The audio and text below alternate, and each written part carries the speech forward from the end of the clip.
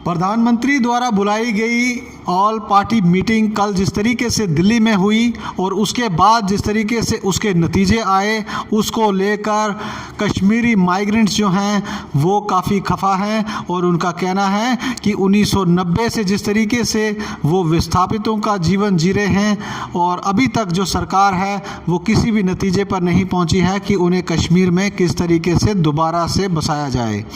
आज all migrant camp coordination committee के सदस्यों ने काफ़ी ऐतराज़ जताया और उन्होंने कहा कि कल जिस तरीके से कश्मीर के 14 लीडर्स को बुलाया गया और उनके साथ जो बात की गई वो बेनतीजतन रही और किसी भी कंक्लूजन पर नहीं पहुंची।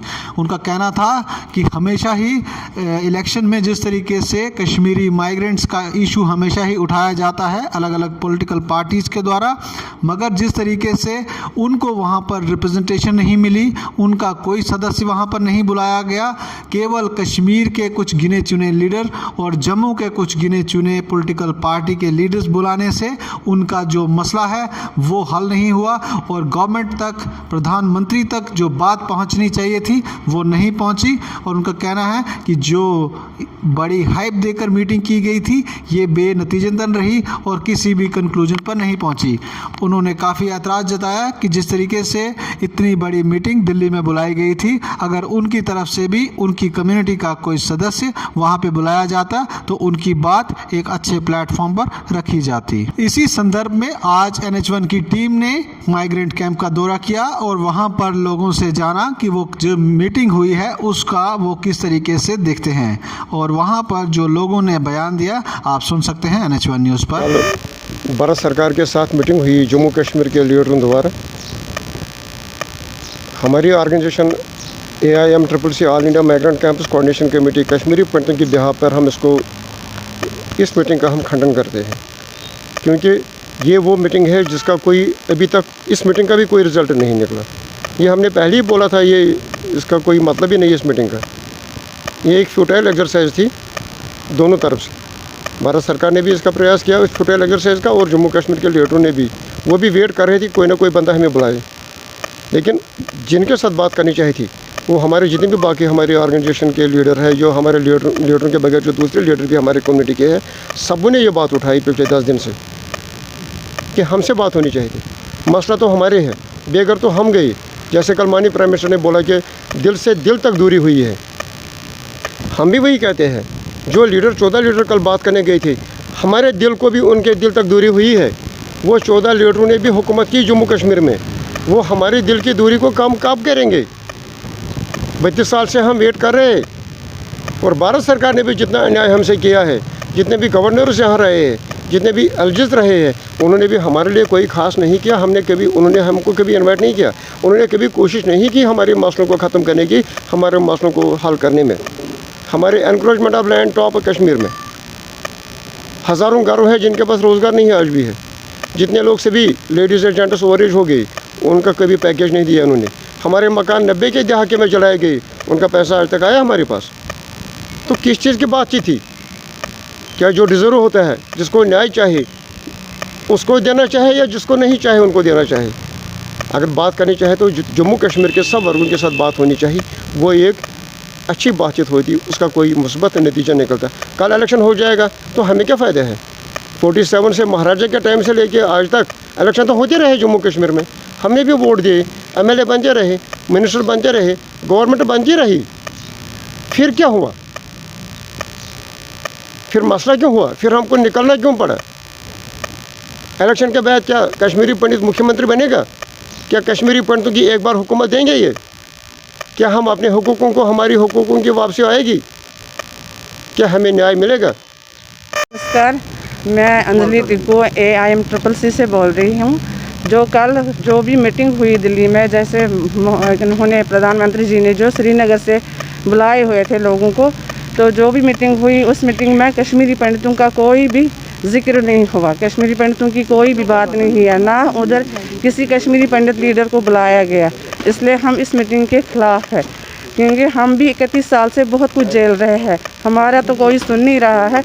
हमारे लिए आखिर क्या सोचा गया? यहाँ तो हमें अलग से स्टेट बसाने दो, हम आखिर हमने कहाँ पे रहना है? हमारा ना तो हम श्रीनगर जा सकते हैं, वहाँ हमें डर रहता है कि वहाँ पता नहीं हालात ठीक नहीं होते हैं, ना हमें यहाँ आराम से रहने दे रहे हैं। तो आखिर हमारे बारे में इन्होंने क्या सोचा? जिस टाइम हमें 31 साल से पहले हमको वहाँ से निकाला गया, हमारा भी दिलों की दूरी है उनके साथ, हम कैसे उनके साथ फिर से रह सकते हैं? तो हमारे लिए भी कुछ ना कुछ सोचना चाहिए था, जो हमारे लिए कुछ भी नहीं सोचा गया, इसलिए हम इस मीटिंग के ख़िलाफ़ हैं। नमस्कार, मैं नीतू धर AMC से बोल रही हूँ। जो कल मीटिंग हुई उसका कोई फ़ायदा नहीं हुआ, उसका कोई नतीजा ही नहीं निकला।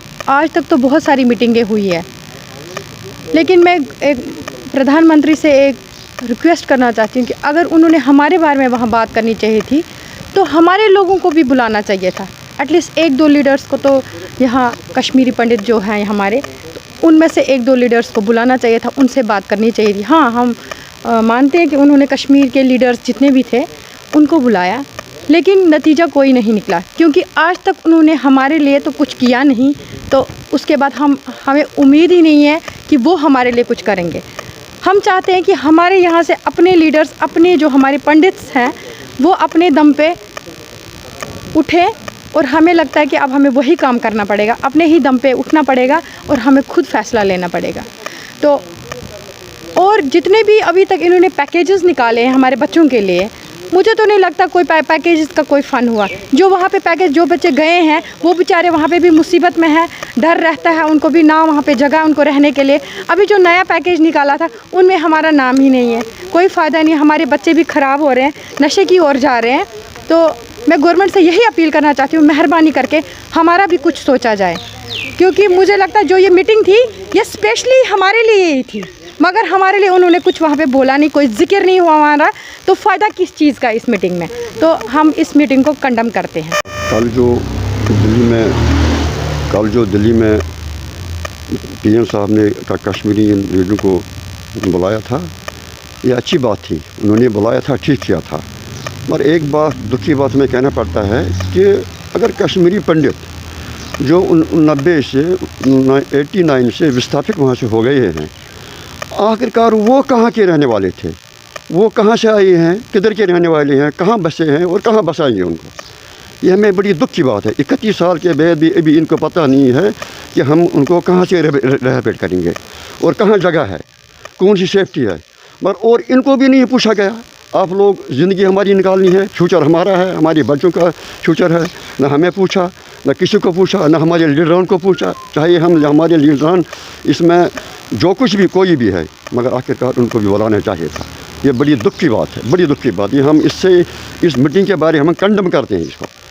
और बाकी ये बात है कि जो तक आज तक गवर्नर साहब आ गई, हमारे वोरा साहब थे, उसने दिया था आश्वासन आप चलिए वो करेंगे। फिर आया LG साहब 7 सितंबर 2020 को, ये मनोज सिन्हा जी साहब, उसने दिया था आश्वासन मैं 15 दिन तक ये आपका मसला हल करूँगा, मैं नीचे का आसमान ऊपर डालूँगा।